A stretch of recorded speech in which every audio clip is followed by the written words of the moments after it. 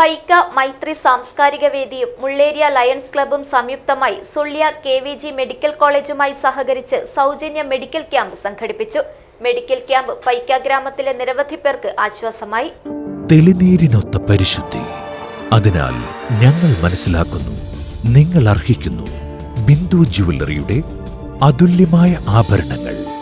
Bindu jewellery, Kasaragod, Sullia.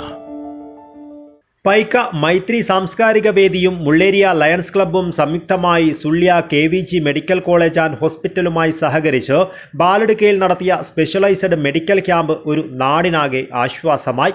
Badiyadka police inspector RP Anoop Krishna സൗജന്യ medical camp ഉദ്ഘാടനം ചെയ്തു. ഗ്രാമപ്രദേശങ്ങളിൽ പ്രവർത്തിക്കുന്ന സാംസ്കാരിക സംഘടനകൾ നാട്ടിൽ ഐക്യവും സാഹോദര്യവും നിലനിർത്തുമെന്നും സമൂഹത്തിന്റെ നന്മയ്ക്ക് ഇത് അനിവാര്യമാണെന്നും അദ്ദേഹം പറഞ്ഞു. നല്ല രീതിയിൽ ഒരു ജനകീയ കൂട്ടായ്മയായിട്ട് ഒരു സൗജന്യ മെഡിക്കൽ ക്യാമ്പ് എന്നതിലുപരി യഥാർത്ഥത്തിൽ ഒരു നാടിൻ്റെ കൂട്ടായ്മ സംഘടിപ്പിക്കുന്നത്. ഇന്ന് ഈ കൂട്ടായ്മകളുടെ അഭാവമാണ് പല പ്രശ്നങ്ങളും മനുഷ്യരെ കൊണ്ട് എത്തിക്കുന്നത്.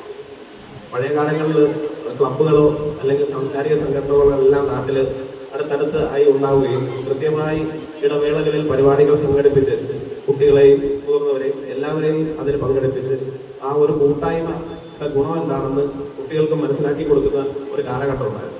അത് നശിച്ചു തുടങ്ങിയപ്പോഴാണ്, അങ്ങനെയുള്ള കൂട്ടായ്മകൾ ഇല്ലാതായി തുടങ്ങിയപ്പോഴാണ് യഥാർത്ഥത്തിൽ യുവതലമുറ വഴിതെറ്റി തുടങ്ങുന്നത്. Mulleria lions club vice president TN Mohanan അധ്യക്ഷത വഹിച്ചു. ഗ്രാമപഞ്ചായത്ത് member P Shailaja, Maithri Paika president Shafi Chooripallam, Sullia Nehru memorial college principal doctor MK Rudrakumar, doctor Anirudh, assistant professor V Sreedhara, Maithri ഭാരവാഹികളായ Haneefa Karingappallam, BK Basheer Paika, lions club മുൻ പ്രസിഡന്റ് K ശേഖരൻ നായർ, അനിൽകുമാർ തുടങ്ങിയവർ സംസാരിച്ചു.